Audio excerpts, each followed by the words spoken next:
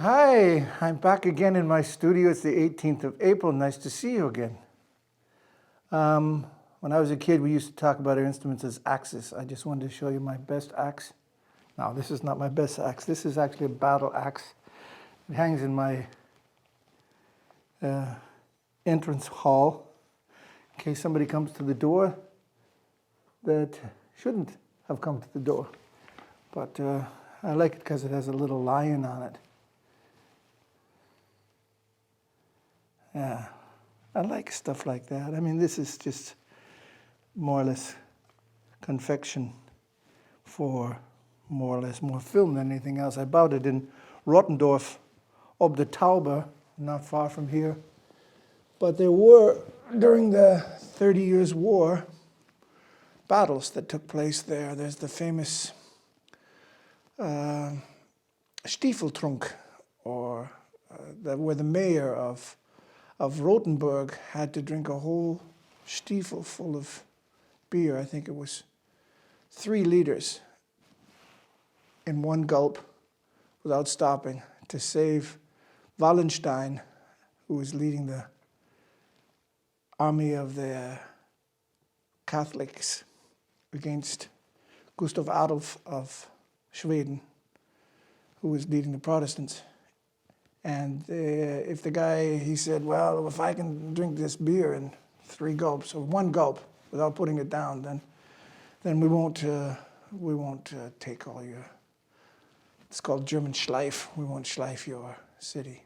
And he saved the city of Rottendorf. Nee, Rothenburg, ob der Tauber, above the Tauber. The Tauber is a river. So you might want to do that when you come to Germany. You go, there's a place called the Eisenhut, where you can stay at a very nice hotel there. Anyway, just having a little fun with you today. This is my favorite axe. It's a battle axe. So today I want to talk about, as I said in one of my last YouTubes, about early teaching and preparation for playing music as a student and as a young teacher, especially as specifically concentrating on one specific kind of instrument, not going helter-skelter for 5 or 6 different instruments in one little YouTube, concentrating here on the cornet and the tradition of the cornet and its application in French, English, German, and American or North American music. I have 4 cornets here that represent different aspects of that. And I would like to start with this cornet, which was, again, given to me on Vancouver Island from a gentleman, a good friend of my father's, who met me in 1999 on the island. And this is a Bouzian Co cornet. It was made in 1920, between 1920 and 25. It has a quick change to A. It's an A B-flat cornet. I was talking to Jock Miller. He was the director of the brass department at the Royal Academy of Music in Manchester. Royal Academy of Music in Manchester. And he asked a friend of his in Glasgow, who knows a lot about the history of instruments, especially, there's not a Bouzian Hawks, there's Bouzian Co. before Bouzian Hawks were together. They're very famous music publishing and instrument making. And it looks like a long form. It really doesn't look like a cornet, but it is a cornet. Very conical lead pipe. And this mouthpiece I had made as a copy of an original French mouthpiece. It's a very conical cup. And I think I'll be able to grab that French mouthpiece right here. No, that's a copy of even that. Where is the French mouthpiece itself, the original? Oh, here it is. This is a Courtois mouthpiece made in Paris. And if you look inside, you can even see the throat is very special. It's fluted. So you can see that the bore of the mouthpiece is smaller than the fluting of the mouthpiece, which means you have less resistance in the throat of the mouthpiece, but you still keep the bore of it. It's sort of a compromise between one and the two. This was the kind of thing that they were experimenting with in the middle of the 19th century, in France at least, where Jean-Baptiste Arban came from. And because the size of the cross-sectional diameter of this mouthpiece is too small for me, I had one made very similar. This one here, same form outside, but with an 18.5 millimeter cup diameter, so that I could play historical instruments and get a proper historical sound. That's very important for me, to be able to produce the sound for which the music was written, especially through the later half of the 19th century and into the beginning of the 20th century, when this instrument was used. In the United States, this is an instrument that was made for export for the United States in England. I just had it polished up and cleaned up very nicely from an instrument maker quite close to Würzburg here in a place called Kist. His name is Peter Hartmann. He's a very fine instrument maker and a very fine gentleman. And he spent some time polishing and cleaning this instrument up, and it works like a new penny now. Looks like a new penny and works like a doorstop. So, but before I play something on this instrument, I want to talk a little bit about warming up and about playing and developing embouchure.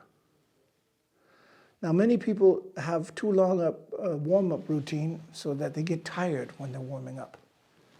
Warming up is preparing for a concert or preparing for a rehearsal or even just preparing for your daily practice. It's not practicing itself. Practicing is another thing altogether. It's making sure that the lips are working well, the breathing apparatus is in coordination with the playing technique, and one really gets the muscles moving in the face and in the abdomen and in the back and the diaphragm so that one can play the instrument properly. So it's very important to understand that warming up is not practicing. So warming up too much or trying to play too many exercises as a part of your warm-up and getting tired is self-defeating. Now, what I usually do when I warm up is try to present the mouthpiece to the lips in the most natural and relaxed possible way. And when I do that, I can even use the piano to do that. If you come with me, Mike, you can see that I can use this mouthpiece. Now, I haven't played today, not one note. So this is the real McCoy. This is really warming up.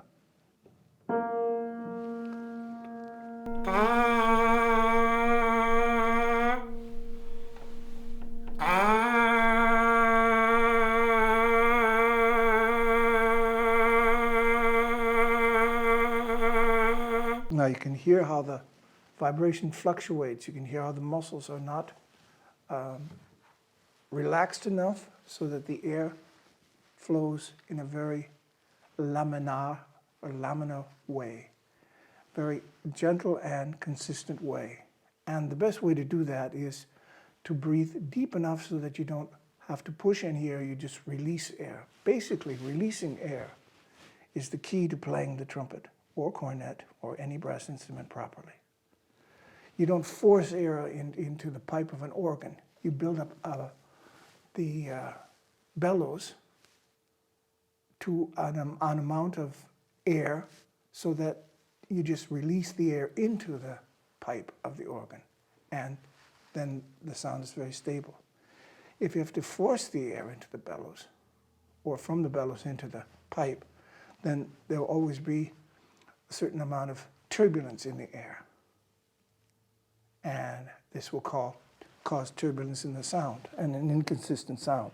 So what you want to do is try to breathe as deep as possible. So I think I'll move right away, put this instrument here on the chair, very gently, and take off this jacket, which is going to impede my breathing.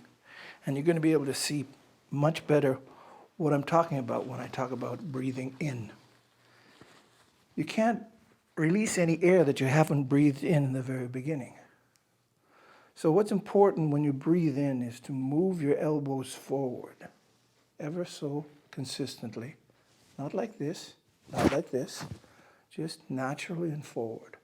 This will bring your shoulder blades here in a position so that the air can go much more easily and your back muscles are much more relaxed. Your latissimus muscles of your back here are much more relaxed. So when you breathe in,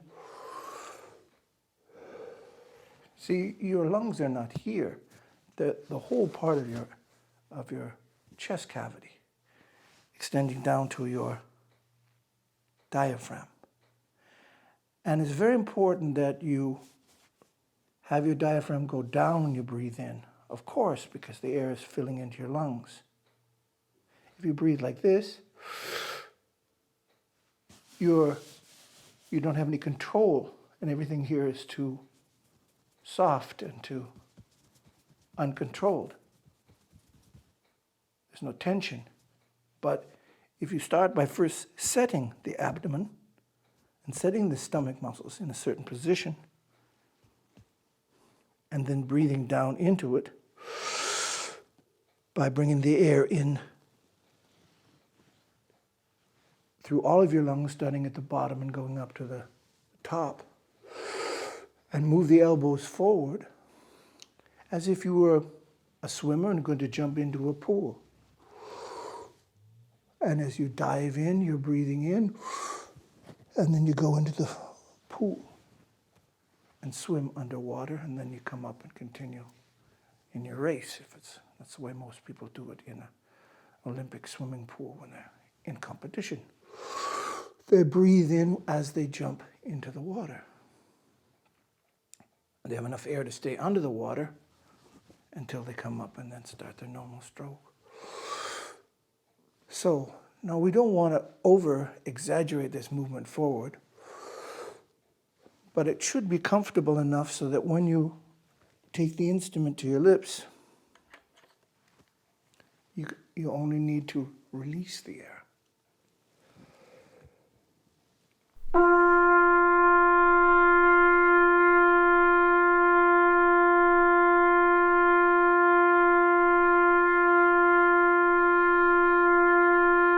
Now, I'm not forcing the air, I'm only releasing the air. It's very important to understand that if you force the air, you're going to have to counteract extra pressure with the air with the mouthpiece to keep the air from escaping around, or you have to tighten up the face muscles more, or a combination of both. But just relaxing the air.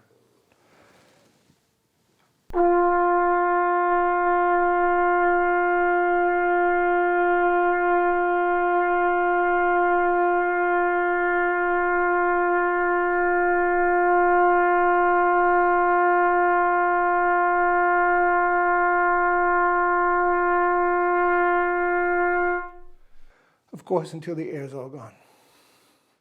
Okay, so I make 15-minute YouTubes today. So that's the end of lesson number 1 in warming up for today. I hope you'll be back for lesson number 2 from the man with the horns, Richard Carson Steuart. Thanks for looking in.